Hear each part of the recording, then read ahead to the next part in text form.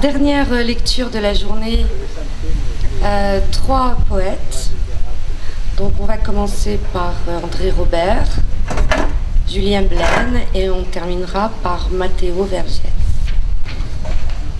La toile un matin me fit cadeau d'une analyse algorithmique sans pareil. Il y a des volcans qui portent encore la vie, il y a des volcans qui vivent encore. Il y a des volcans qui ne demandent qu'à revivre. Naître sur les flancs d'un volcan en fusion, là, tout près, ordonne l'extase et la fuite. Le volcan, je le regarde, métaphore vivante du sexe masculin et du sexe féminin. L'auscultation des grottes peintes par Gustave Courbet redessine mon imaginaire.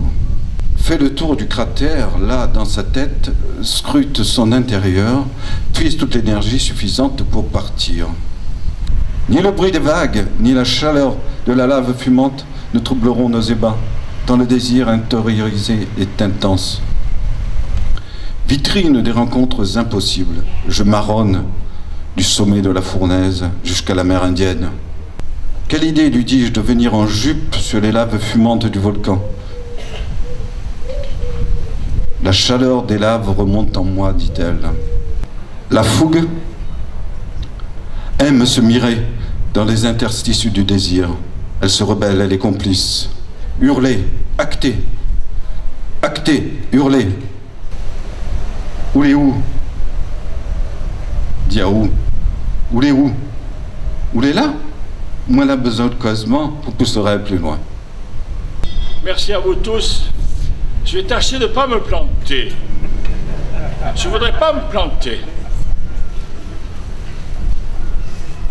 Je vais essayer. Apollone! Apollone!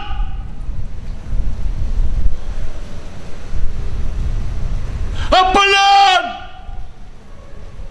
Le fils d'Apollon courut boire l'eau sacrée à la sortie de la pierre. Écoutant au milieu de sa tête les vaticinations de la Pythie, le descendant de la terre recueillit dans une gourde sèche l'eau de lumière et de bruit. Qui de Terpe ou de Terpsichore m'a donné le sein? Qui d'Érato ou de Calliope m'a donné le sang? Aucune de celles-ci, quand je considère mon visage et mes gestes. Je sais que ma parole sonne du mouvement, et c'est bien Polymnie qui est ma maman. Ainsi suis-je, ainsi fus-je, ainsi est moi. Quelle est la question? Qui a la question?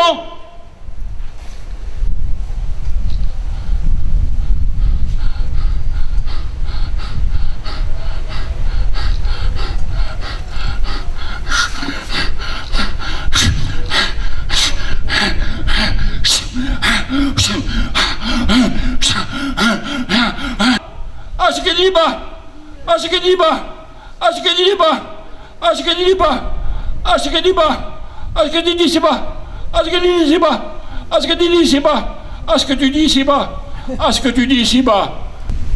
Quand j'écris, c'est à un endroit chargé de lumière que je songe. Alors,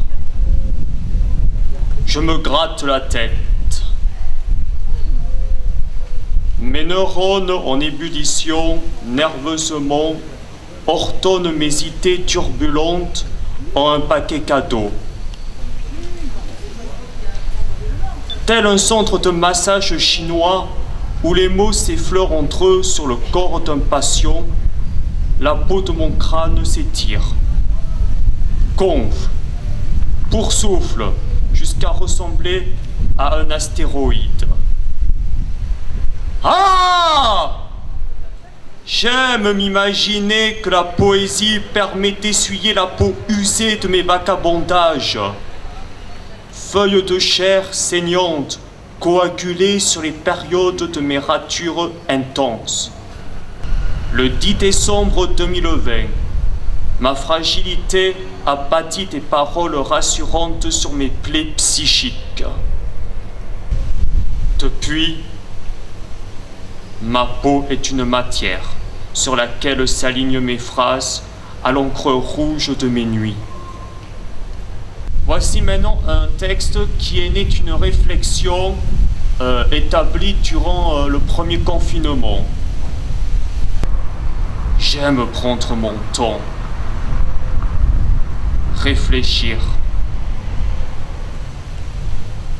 La dernière fois que cela m'est arrivé, j'ai répété en boucle l'événement majeur de l'année 1997 qui m'a lâché sur le chemin de ma vie. J'ai poussé vite, d'un coup, sans m'en apercevoir. Tout mon environnement m'est apparu flou. Je me suis dit, alors, tu connais maintenant l'âge du commencement du cycle. L'âge 0, non reconnu par les cérémonies d'anniversaires officielles, excepté peut-être dans les cultures indiennes d'Inde où le 0 est un chiffre sacré. Grâce au nu âge, on pourra peindre la peur de la vieillesse avec de la vapeur d'eau. Confinement oblige, Covid-19 oblige, j'étais moi-même confiné en moi-même. Drôle de truc. Y a un autre poète là? Ah, bon allez.